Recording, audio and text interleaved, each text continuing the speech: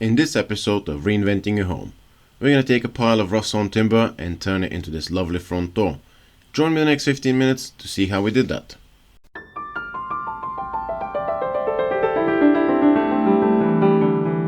Hi, I'm Ross and I'm glad that you're here with me. So let's get right onto it. We start by machining our rough-sawn timber, first on the jointer so we can get one face flat and one edge straight. Then through the thicknesser we do several passes until we reach the desired thickness. Then we take it to the table saw, and as the frame is the first thing that we're making, we have to create the rebate in which our door will be housed. We do that by making a couple of passes on the table saw, the second of which is actually deeper than needed, and that is so we can install a rubber seal, so once the door is fitted we won't get any draft coming through. Then we use a vintage 19th century molding plane to create a decorative bead that goes on the outside perimeter of the whole door frame. Now this could easily be done with a router and a router bit, however when working on these kind of projects I think it's a nice touch to use authentic tools. This door is based on Victorian style joinery and that plane is actually from the same era. Then the next step is to join our decorative molding in a couple of 45-degree miters, that way we can have a continuous bead throughout the whole frame. And the process for that is very similar to the beaded face frame for cabinets that I've covered in previous videos. On one piece we use a guiding block to cut a 45-degree miter, then we cut out the lip with a tenon saw. In this instance this is the top piece and I will explain in a minute why that is. There is a reason for that. Then we use a chisel to clean up the joint because this is where we're going to butt the side. Then on the side piece we first do a 90-degree cut, then we switch it to 45 and the 45 is done only on the bead. Then we take it back to the assembly table and this is how our joint works. Now for this one we can just screw it from the top because the top piece doesn't carry any weight. The two side pieces are going to be fitted onto the wall, so the top is just screwed in place. That's why we can get away with this butt joint. And with the top assembled we can take this opportunity to measure and mark the height of our door frame. Up until now those sides were left longer than needed. In order to finish the door frame we've got to make the last piece, and that is the sill. So what I'm doing here is I'm marking the position for the angle because we need to have it bevel down slightly. And then we need to cut the bevel. Now there are multiple ways you can do that. The best one probably is the spindle molder, which I don't have one, that's why I'm not using it. You can use a table saw, kind of a sketchy cut. But then I thought of this one, which is do several passes with the electric plane and just take most of the material and finish it with a hand plane. It worked a treat. You can do the whole thing with a hand plane, it's just going to take you a little bit longer than that. A round over needs to be added to the front edge because you got to remember this is where most likely people would be stepping on, so the square edge would be damaged a lot easier. Followed by the addition of a drip groove courtesy of another vintage woodworking tool, the record number 44, aka the plow plane. This one is an original example made in England. The next thing we need to do is we need to cut a couple of notches to the sill so we can attach it to the frame. We do that by first cutting half of it on the table saw. Mind you, this could easily be done entirely with a hand saw. I thought these two passes would be easy on the table saw. Then we put it on the vise, we mark the position where we need to cut it and cut it with a tenon saw. Once both sides have been completed we can take it back to the frame in order to mark the angle and cut the rebate because that is going to sit over the sill. We do that by butting it and using a pencil we can trace the angle. Then after that we can come back with a tenon saw, cut the angle, come back from the other side to trim the lip off. I wasn't entirely sure whether this explanation was good enough, but now you can actually see how this thing is going to come together. That lip is going to slide over the sill, matching the angle that we've cut earlier. And the last step we need to do here is we need to put it together. I like to put it on the clamps, that way when I'm screwing it, it doesn't move on me. With that, the frame is completed so we can start working on the door. Just like with the frame, with the door we start by milling the timber and cutting it to size, but I will spare you from watching that because it's repetitive and not really interesting. So instead we're going to skip to a point where I've milled and cut the timber to size and we can start working on the joinery. So on this door we have to cut 12 mortise and tenon joints, 3 different types. This is the more complex one of which. This is a double mortise and tenon. That will make more sense in a minute. So the first thing we need to do here is I use my tenon cutting jig to cut the tenon on the table saw. Once calibrated properly, this speeds up the process incredibly. Then we take it back to the bench in order to cut the shoulders. The first thing I do is I create a knife wall. This is something I've learned from Paul Seller here on YouTube, actually, ironically. and this is a fantastic way of getting a nice and crisp shoulder on a mortise and tenon joint. Then we use a knife wall to guide our tenon saw in order to finish cutting the shoulder. Often when cutting those tenons, the inside corner might need some attention, as usually is left some material that needs to be taken off. That can be done with a chisel, otherwise it could prevent you from the joint closing properly. Then we flip over the piece, we do exactly the same thing on the other side.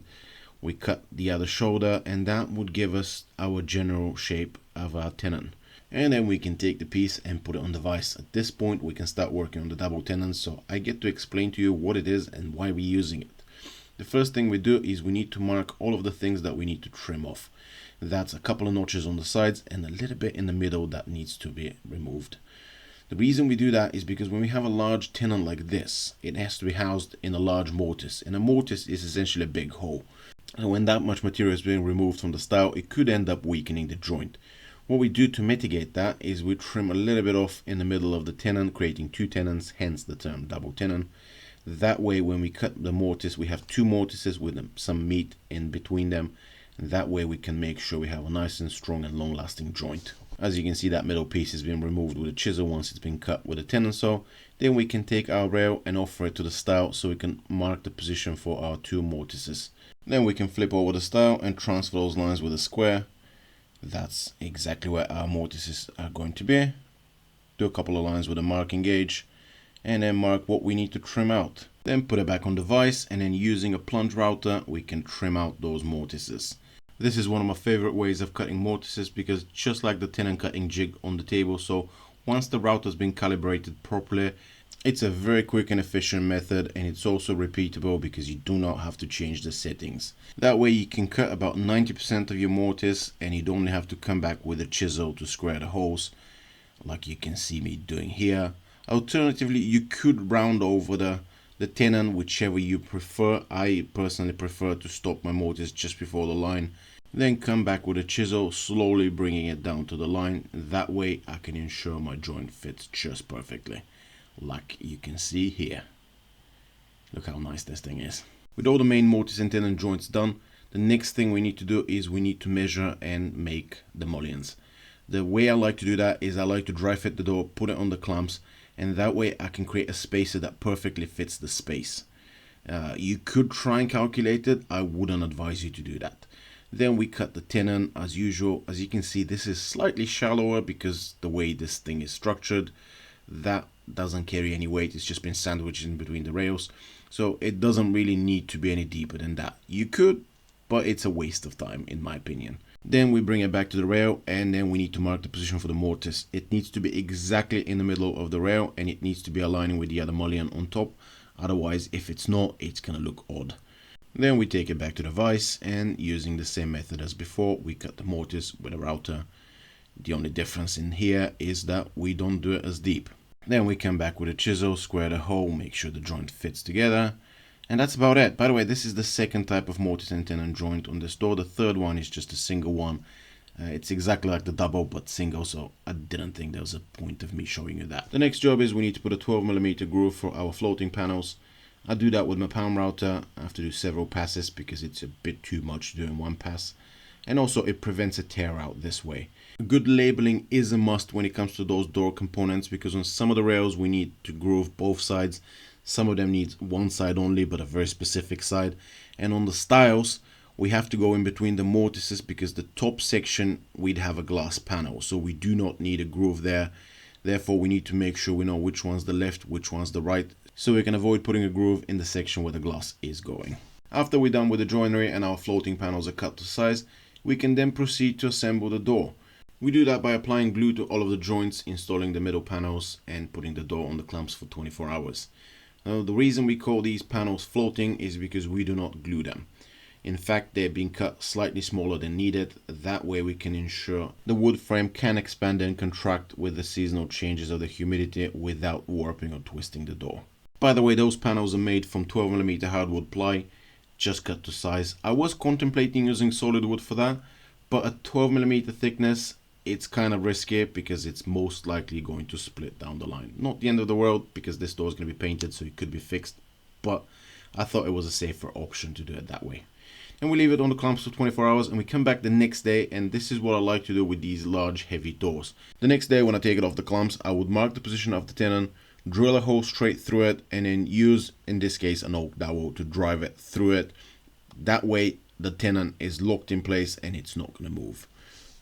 It doesn't have to be an oak dowel, I just happen to have an oak dowel with a corresponding drill bit.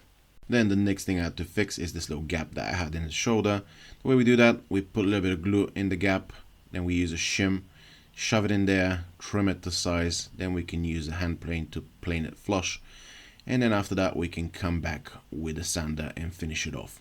Now this is a bit more traditional method of fixing that kind of problem.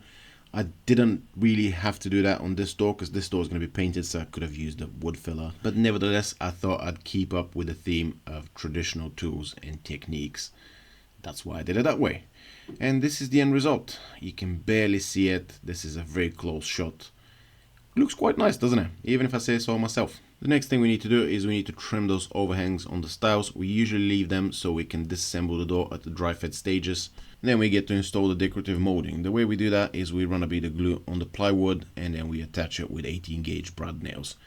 That's also another reason why the plywood was a good option for these floating panels, because we can glue the molding straight onto it. That way we don't have to worry about expansion and contraction because the molding is only glued to the floating panel and the door can still move freely. Then we get to the stages of pre-fitting. Now, whenever making doors, it's always advisable to make them a couple of millimeters bigger than needed because you can always trim it to size, but you can never extend it to size. So we do a couple of passes with the electric plane, and then we need to mark the position for the hinges and cut the mortises. The way I like to do that, and in my opinion this is the easiest way to install hinges, is with a pound router. So we set up our edge guide at the same width as our hinge, and that way we can hog out about 95% of the material in a very efficient manner. Then we come back with a chisel to square the mortise, bring it down to the lines, and that is about it. Especially if you're doing lots of doors, this is by far the best and easiest way to install hinges. On this one I only had to do 3 hinges, but if you're doing lots of internal doors, I would highly recommend using that method.